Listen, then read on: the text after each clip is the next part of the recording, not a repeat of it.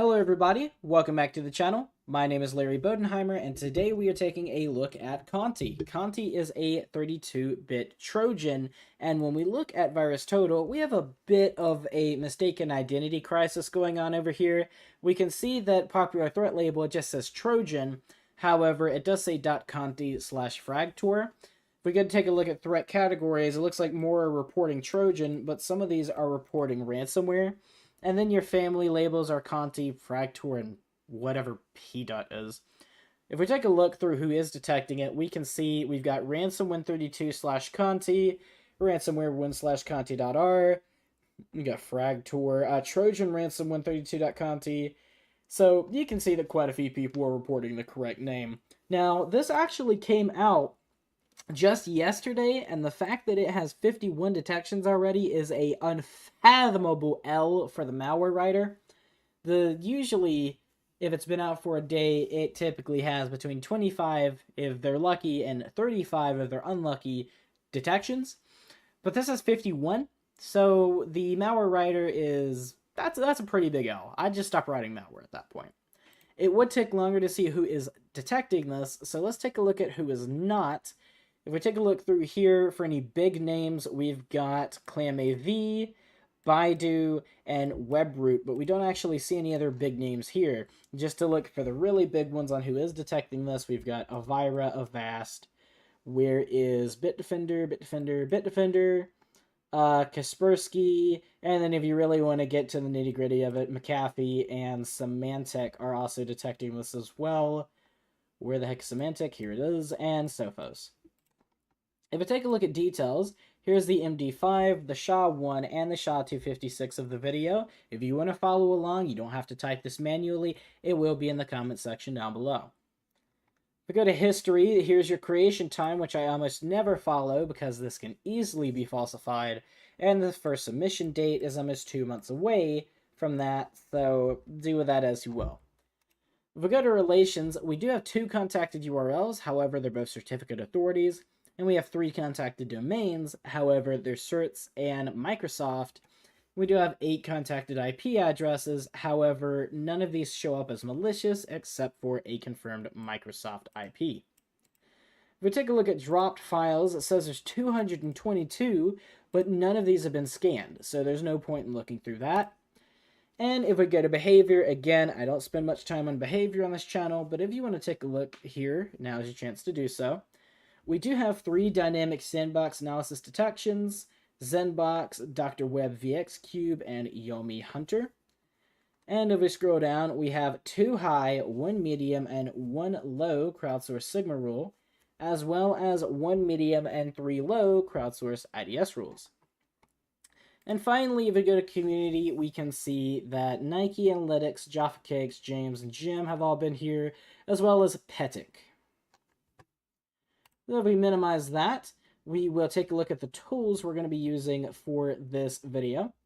So we are using, not Firefox, we are using Process Hacker. I'll go ahead and get that ready now. Wireshark, which I'll go ahead and reset the packet capture for.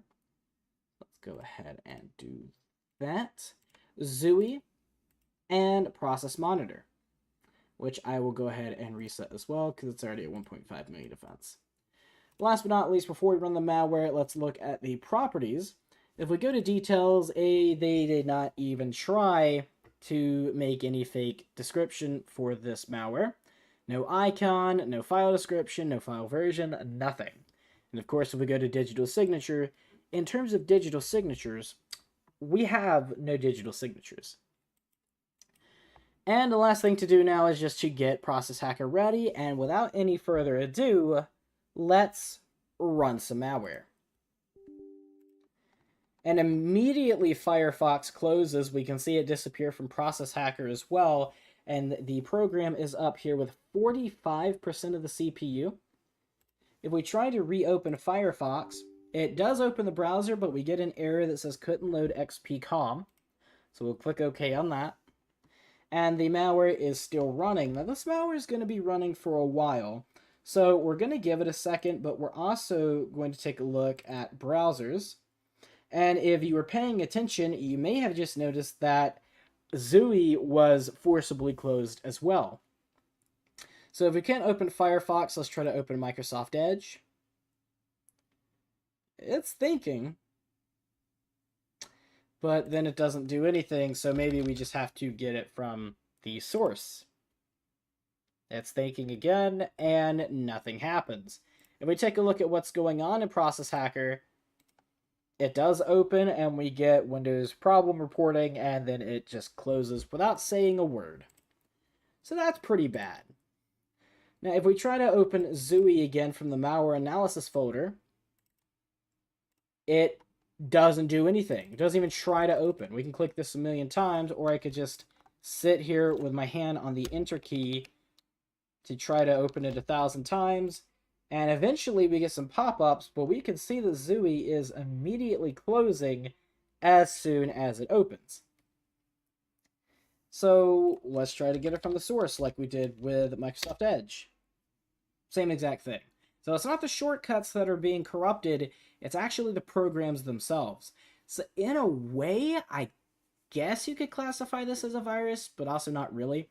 Because the purpose of a virus is to overwrite the code of a program, or at least infect the code of a program with its own code, so that it either replaces your program entirely with a copy of itself, or it runs alongside your program when it starts up. Now, as we can see, the program did just close, so as of now, I'm going to stop the packet capture, and we are going to save this as 1, and something I immediately noticed, you may not have noticed, but this is a really weird beige color. If we go here, is this an ARP spoofing attack? What the hell? Okay. I've never seen this in testing of ransomware before. If we look through here, it looks like it's doing an ARP flooding attack. It looks like it's just sending ARP requests to a bunch of different IPs on the same local network. And it's saying to tell 192.168.74128. That is really interesting, and that's not something we see every day. Huh. Well, either way, we'll go ahead and we'll put this through Zooey. Or actually, we won't. Good thing I came prepared, because this did happen in testing. So let me go to my downloads folder on my main machine and move over Firefox installer and Zooey setup.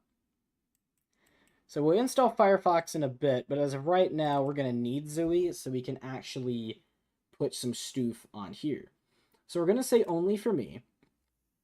Please wait while Zooey is being installed. That's not very neat. There we go. Much better. And while it's doing that, we're going to pull up Process Monitor, and we're going to do 2 filters. So the first filter we're going to do is operation is create file, and process name is this random process name, add and apply.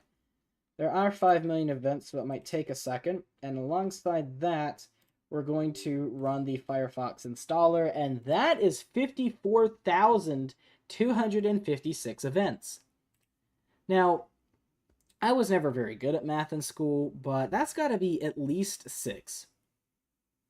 So obviously, we're not going to look at every single one of these, but I will go ahead and expand this pathway, we'll say about here, because there's bound to be some programs with some very long names. Firefox is working again, and surely so will Zooey. So we click finish. Oh, I didn't mean to click maximize on that. And Zooey is open, good as new. So if we look through here really quick, we shouldn't have to look too far, but we can see that it is accessing the D drive as well. Now, in this case, you could probably tell because of the files that are in here, this is actually the Windows 11 setup ISO. So if we look over here and go to our D drive, in this case, it's just an ISO for Windows 11. But if you have a CD drive or possibly a second hard drive, it looks like this will actually go through and start looking through your files on these, possibly corrupting them. But it looks like it's also dropping a readme.txt, as well as, I saw it somewhere. Where the heck was it at? Did I scroll past it? I may have, but I saw, oh, here it is, alert.gif. So we're going to jump to this, and if it's still here, which it does seem to be, we have our alert.gif. So if I open this, what is it going to be? Okay, it's just an X. All right. It looks like the standard alert symbol for Windows. So let's see. What was the other one? It was the readme.txt. So we'll just open it on any of these. In this case, I'll just go straight to the C directory. We got our readme.txt. It didn't automatically open, but okay. And we've got a file here, and it looks like it has quite a bit of information. Hello, your files have been stolen from your network and encrypted with a strong algorithm. Doesn't say what algorithm, but okay. We work for money and are not associated with politics. All you need to do is contact us and pay. Our communication process. You contact us. We send you a list of files that were stolen. We decrypt one file to confirm that our decryptor works. We agree on the amount which must be paid using BTC, which if you're not familiar is Bitcoin. We delete your files. We give you a decryptor. They probably could have said that better, because if I'm an average user and I read we delete your files, that makes me think you're going to delete the files off my computer, and I'm not going to know any better. But either way, we delete your files, we give you a decryptor. We give you a detailed report on how we compromised your company and recommendations on how to avoid such situations in the future.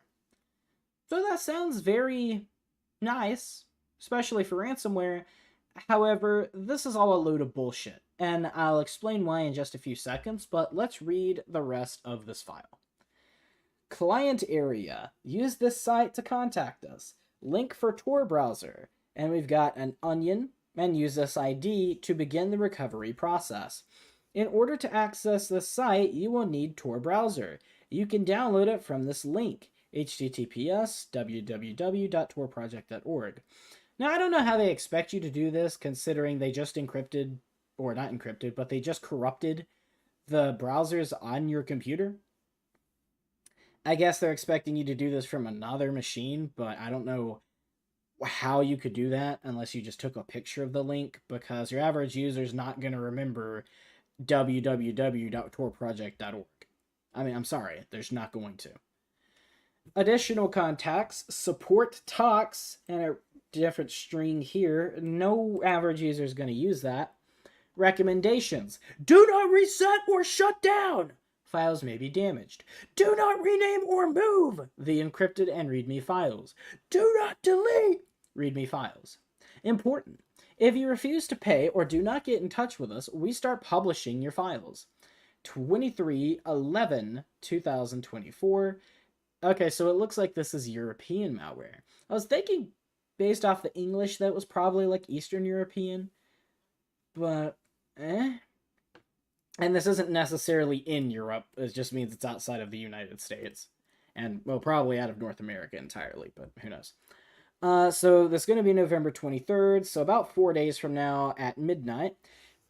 The decryptor will be destroyed and the files will be published on our blog.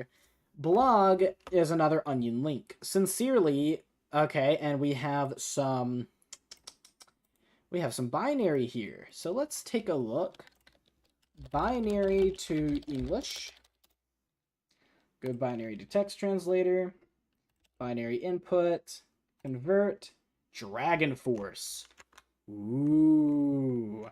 And if you noticed, off of the reports that people were making on VirusTotal with this particular malware, that is the family name of this malware. I didn't want to say it was called Dragon Force because that's the name of the whole family, and obviously each sample is different, but the family of malware is Dragon Force, so do with that as you will. And I shouldn't have to tell you this, but because it's YouTube and because humans are humans, don't go to this blog. Don't go, well, download Tor Project if you want, I don't care.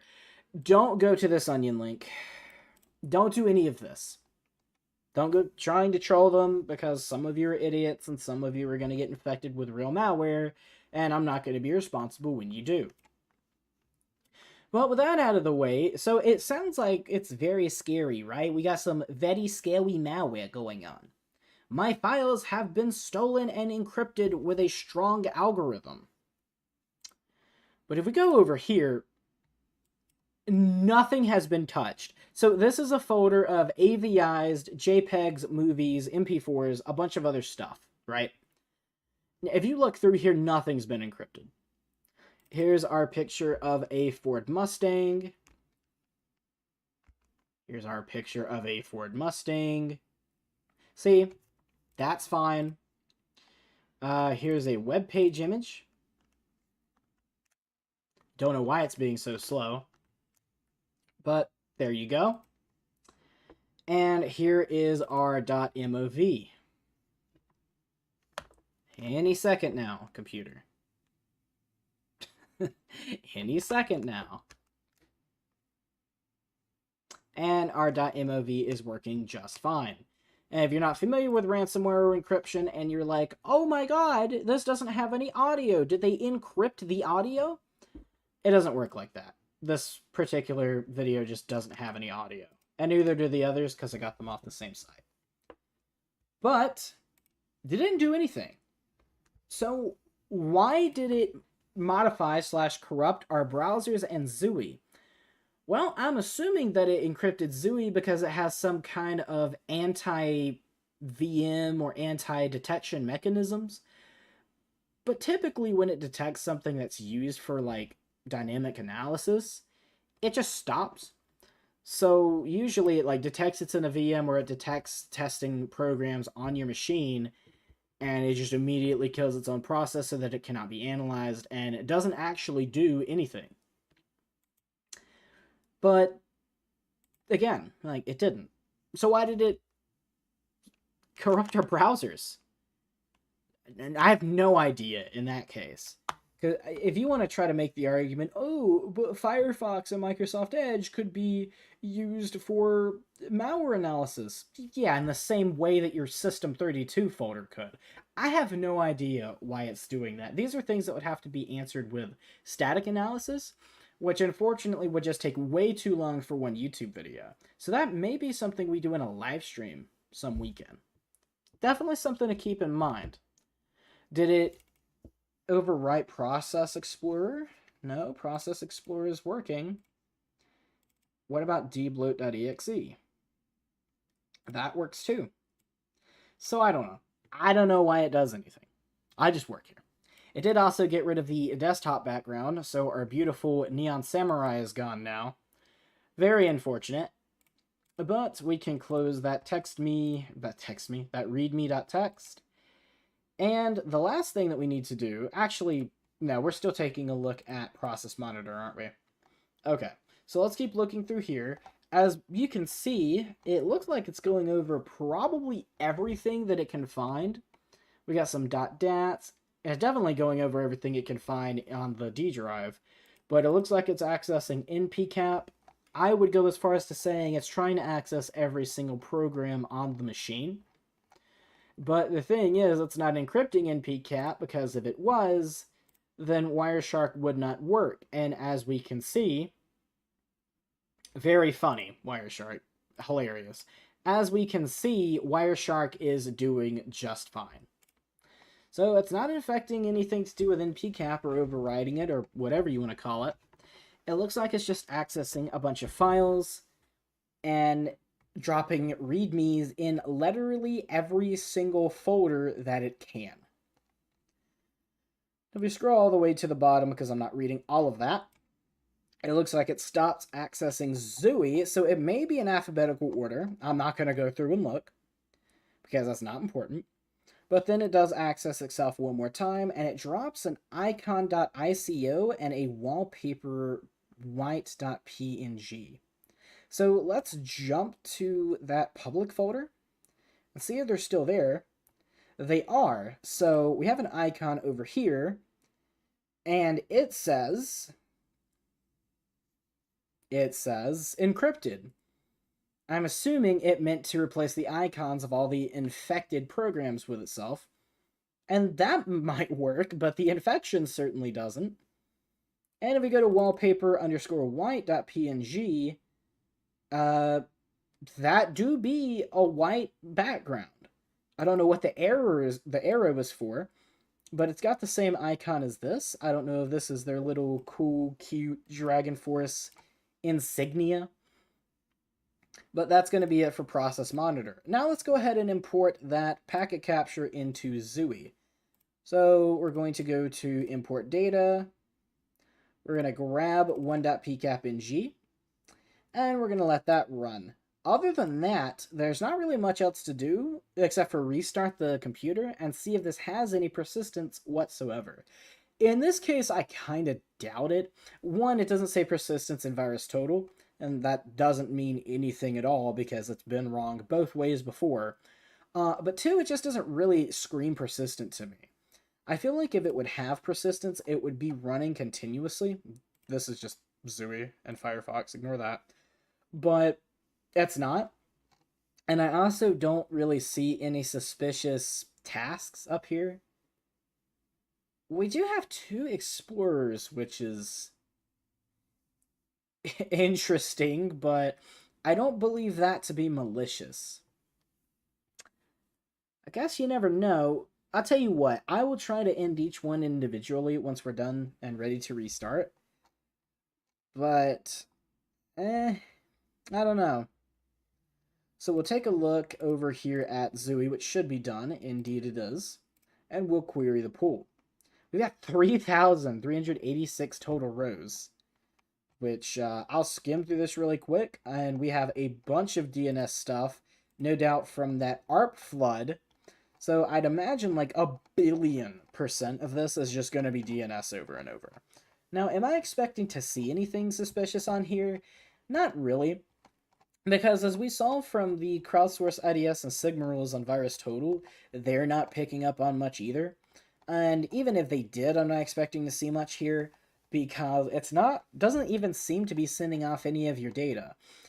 Because I'm not seeing anything here at all other than some weird ARP flooding technique. Still don't know why it did that. But the reason I say that is it's not encrypting your files. It says it is, but it's not, obviously. And it just doesn't seem sophisticated enough as to do that. This is probably more of scareware than it is actual ransomware, but it did do some damage. I mean, it overwrote our browsers and Zooey. But now all that there is left to do is we'll kill explorer.exe, and then we'll restart the computer and see if maybe it overwrote some critical process as well. But let's go ahead and close us one of these explorers.exes. Oh, which one do I close? Oh, which one do I close? Well, this one has a higher process ID, meaning it most likely spawned in earlier. So, or I mean, most likely spawned in later. So we'll try to end that one first, because that one's much more likely to actually be malware. And if we terminate explorer.exe, oh, interesting. I might have been wrong. Maybe it really does have persistence. Or maybe maybe that's just not going to work. Maybe you can't terminate explorer.exe from here. So let's look in Task Manager. There's only one Windows Explorer here. Restart?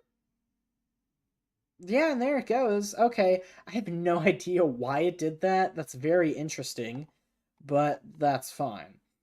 And also, once we restart Explorer, there is a chance that it would actually execute like its persistent payload now. But we'll go ahead and restart the computer and see if it actually has any persistence whatsoever. Also, your icon for Microsoft Edge is gone. The application has failed to start because its side-by-side configuration is incorrect. Please see the application event log or use the command line sxstrace.exe tool for more detail. Not more details, more detail. All right, so we'll go ahead and restart the machine. Is it going to pop up a window that says, no, don't restart, you lose all your data? No. Nope, they didn't seem to do so. So we are booting back in the Windows correctly as of right now. I don't want to jinx it, but it seems to be doing fine. And that is Windows 11. So let's log in really quick with... Oh, wrong one. That does seem to be the icon and the wallpaper. I'm not sure why it does that when you restart the machine instead of immediately, but okay. That's definitely odd, but I don't see any persistence. Don't see anything that looks too suspicious here. You know what I bet that Windows Explorer was now? I bet it was just this folder. Well, maybe not, because I have one open. Open another one in public? Okay, I don't know what it was then. My bad. My fault, gang. But no, I'm not seeing any persistence from this ransomware whatsoever. So that is going to be the end of Conti. I hope you guys did enjoy. Definitely a bit of an abnormal video, but entertaining nonetheless, if I do say so myself. Hope you guys did enjoy. If you're new to the channel and did enjoy, please make sure to leave a like and consider subscribing, because I will make more of these in the future. And let me know in the comments what you did enjoy, what you wish you'd see less of, and if there's anything I did not do that you want to see more of in the future, please let me know so I know to do it for future videos. My name is Larry Bodenheimer, you guys have been amazing, and I will see you in the next one.